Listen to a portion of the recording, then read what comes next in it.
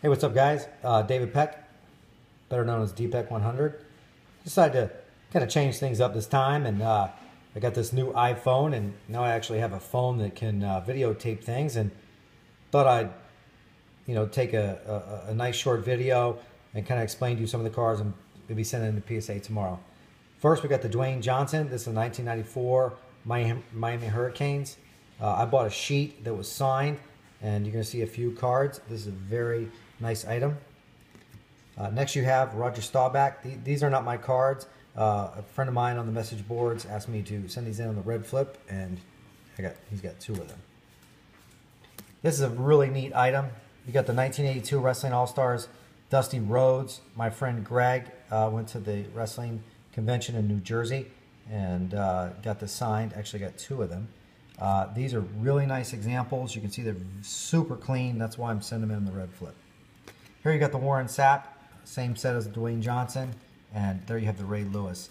Unfortunately, the Ray Lewis, as you can see, the signature is not very bright, but this is a 1994 signed sheet, and this would be a very super cool card once it's in a slab. Now we're going to move to the raw cards. First, we're going to start with the 1982 Wrestling All-Stars Rick Martel. This card is a really, really clean example. I think it has a decent chance of getting an 8. And it's a pop 1 and an 8 and a pop 1 and a 9. Both of those are in my collection, but I really think this is a nice card. Next, you have the Tony Gurria. This is a long shot. There's only one of these graded in 9, so I'm sending in 3 of them. As you can see, there's the next one. And one more. One of the things that plagues this card is the yellow card, and so many of these yellow cards really just come in bad condition. They have top to bottom centering problems, and as you're going to see next, here's Bob Roop. Same thing. This is a yellow card. Nice example. Once again, another Bob Roop. Very strong example. Only one of these so far in a mint 9. The Ricky Steamboat card is super tough. This is a great looking example. It's got great centering. Unfortunately, it has 2 just barely white corners. There's only 2 of these in a 9. No 10s. Very tough card. Next, you have the Iron Sheik. Iron Sheik is, is a very interesting card because this is a photo when he was in the Mid-Atlantic region and sort of dueling against guys like Ric Flair and Greg Valentine in the late 70s and early 80s, and really, the Iron Sheik's quite the character. Next, you have the Mil Mascaras card. This is a great looking example. It has perfect centering. We'll see there's a little bit of corner problems, but the Mil Mascaras is proven to be one of the most difficult cards. There are no 10s, only 1 9. I own the 9, and really not a lot of 8s either. Next, you have Jack Briscoe. We live here in Florida, and Jack Briscoe was big in the 70s in Florida. For whatever reason, he's never really turned into a big star with collectors. Not really popular, but this is a tough card, very well centered. Definitely deserves to be in a PSA slab. Next, we have the Harley Race. This is one of my favorite cards because Harley Race was one of the true badasses of wrestling. I mean, this guy was known to be a bare knuckles champion, and even though he had a big ass beer belly and he smoked Marlboro Reds, he could still beat people's ass for real. And one of the things that was big in the 70s is the promoters really wanted guys that weren't necessarily superstars in the ring, but that were very believable, and he was definitely one of them. Next, you have Angelo Mosca. This guy was actually a pro football player. Played in the Canadian leagues. Was just a really, really big guy. There are no 10s of this card. I think there's 7 or 8 9s. And this is a nice card. Unfortunately, there's a little bit of problems with the back, but you can see it's a pretty sharp example. Next, we have Tony Atlas. Tony Atlas is one of the few wrestlers that really stayed in shape. I mean, he's had terrible life experiences, broke, etc. But this guy's arms are arguably bigger now than they were when he was, really at his peak in wrestling. Next, we have Ivan Putski. As you can see, this card usually comes off cut. We'll just have to see how PSA treats this one. It's a very sharp example, great centering. You can see the surface isn't the best. We'll just have to see. Here's another Ivan Putski. This is a very, very clean example. Same circumstances as the prior one. Ernie Ladd, one of the tough cards from the 82 set. This guy was a pro football player, one of the first major stars that were black. He was a major instrumental guy behind the scenes in wrestling. There's no 10s on this card. Some of the things that plague it are centering and fish eyes and corners, and this is a nice example. Another Ernie Ladd, and we got one more too. Next you have the Destroyer. This is the last card in the set, the 82A. There's two types of sealed sets that I've seen. One has the Crusher on the back, the other has the Destroyer on the back. So this card has a lot of corner problems historically, and you can see the centering's really not that great. I've actually never seen one of these with perfect centering. Next we have Kurt Hennig. This is from the 83 All-Stars. Cool card because it's really captures a young Kurt Hennig who went on to be a big star in wrestling. This card is not particularly tough. There are quite a few mint examples and higher for that matter. Next you have Buddy Rogers. This is a neat photo because this photo was actually taken when he was managing Jimmy Superfly Snuka. Did a lot of big shows in Madison Square Garden. This is a really tough card.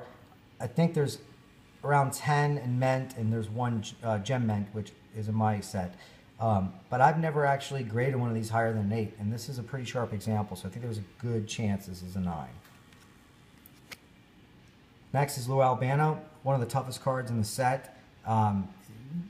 Really has corner problems historically, lots of sort of printing issues and centering, and very tough card in high grade. Next, we're moving on to the next set. We've got Ric Flair. This is the first time I've ever sent any of these cards in. These are the 1985 Wrestling All-Stars. One of the things you're going to notice right away is the Ric Flair has a white border at the top. Very few of these actually have that. I'm really hoping that these grade out well. As I said, I've never sent any in. We'll just have to see what happens. Right next to Ric Flair is the Hulk Hogan.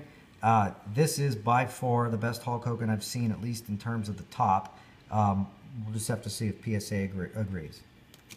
Andre is another card he's on third or fourth sheet in the set in the magazine, and as you can see, it actually has a white border on top, which is very rare. Next, we're moving to the Swanson cards. These are from Canada, and these came in a Swanson TV dinner of all things. I'm going to move through these relatively quickly. There's only one card missing. It's the Ted DiBiase, and basically the one I got was damaged. First you have Big Boss Man, Macho Man Randy Savage, the Road Warriors. This is a really cool card. Jake the Snake, Bret the Hitman Hart, Luke and Butch the Bushwhackers, Hulk Hogan himself. And this is a shot right here that was used in quite a few different cards. It's a very popular shot at the time. We've got the Mountie, the Ultimate Warrior. In 1991, the Ultimate Warrior was the guy. I mean, he was the man at the time. Kerry Von Erich, Texas Tornado. Kerry Von Erich is, unfortunately took his life early. Matter of fact, he died younger than I am right now, and but he was just a really had a crazy, crazy life. The Rockers, Marty and Sean. Now these are an interesting set. There's none of these graded so far, and I'm really hoping that PSA will grade these. These are the Pearl Jam cards that were released at the 2013 Chicago at the Wrigley Field at that particular concert. It's a big deal. They released the cards. I bought 2 sealed packs and decided to keep the ones that I thought had the greatest chance for grading. These are obviously black bordered cards, so very, very tough. As you can see, members of the Pearl Jam band, I really think collectors are going to really be interested in these in graded form at some point.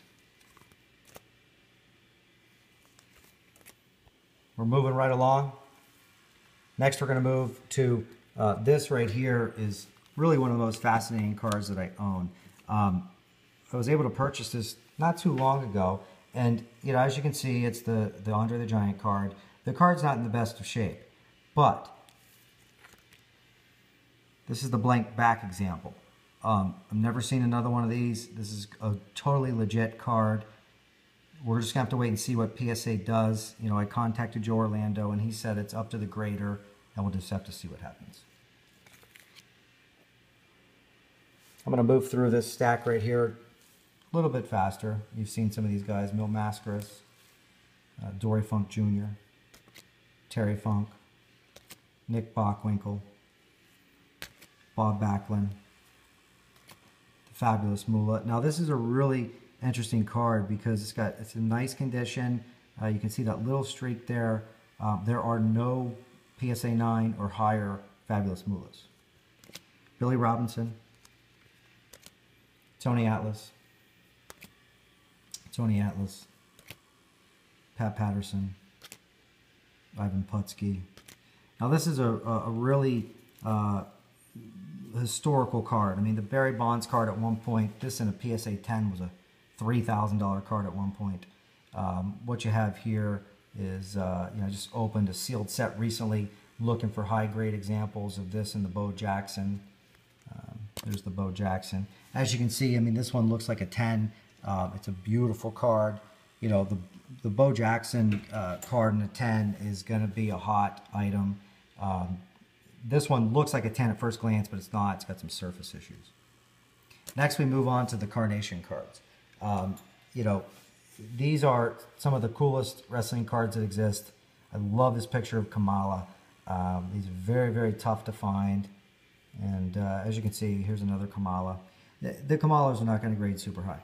This right here might be my favorite wrestling card that exists.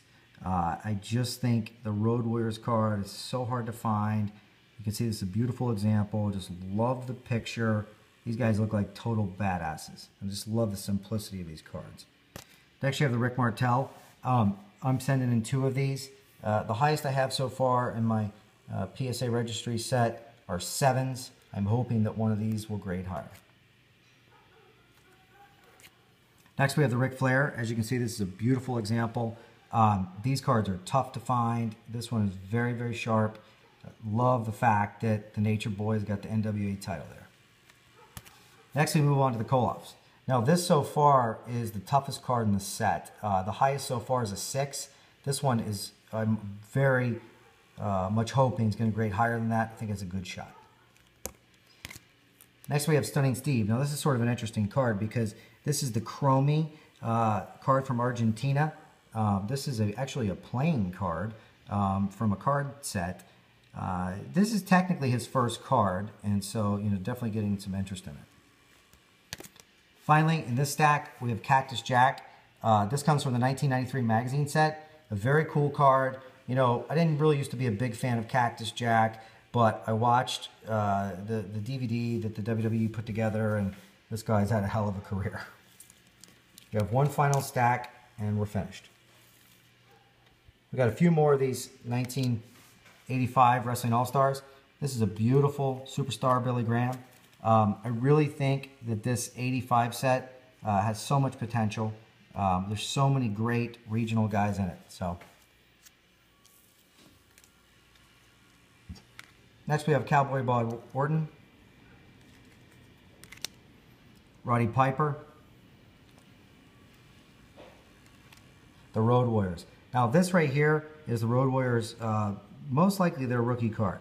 I've got 2 of these in the stack. I can't wait to get one of these in a holder. There's that one. Next we have The Undertaker. Now this is a very cool card because this is the 1991 Classic, but it's actually the Merlin edition. So it's the Classic European. It's a glossy card. It's smaller and has a little bit different back. We're getting close to the end. Here you have the Undertaker in the 1992 Merlin series. Just awesome photo of the Undertaker. Shawn Michaels. This is really when he became the Heartbreak Kid.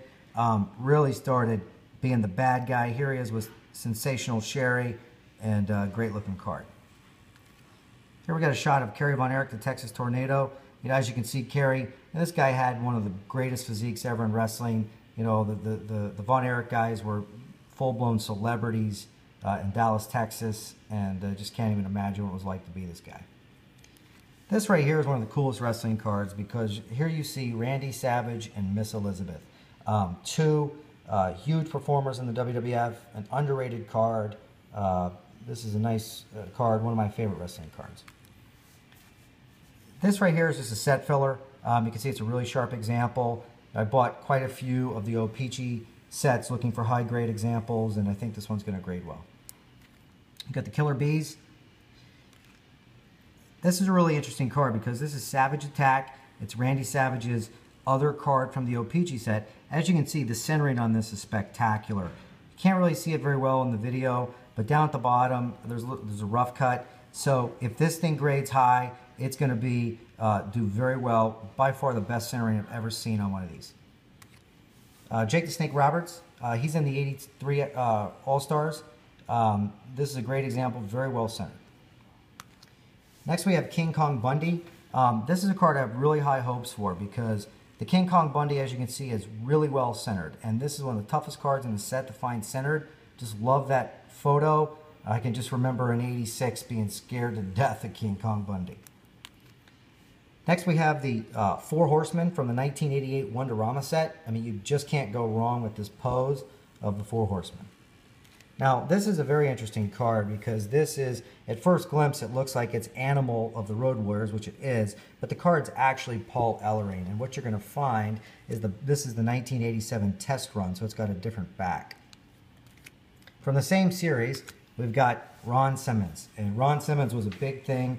You know, I live in Orlando, Florida, and this guy in 1985 really got on top in Florida and did some big numbers. Next we have Jim Cornette. Now this is a really cool card. You know, in the last few weeks I've had some conversations actually with Jim on the phone about the Wrestling All-Stars cards. You know, he was the photographer on the Jerry Lawler photo and a few others. You know, Jim Cornette, I mean, gosh, I remember as a kid just hating this guy.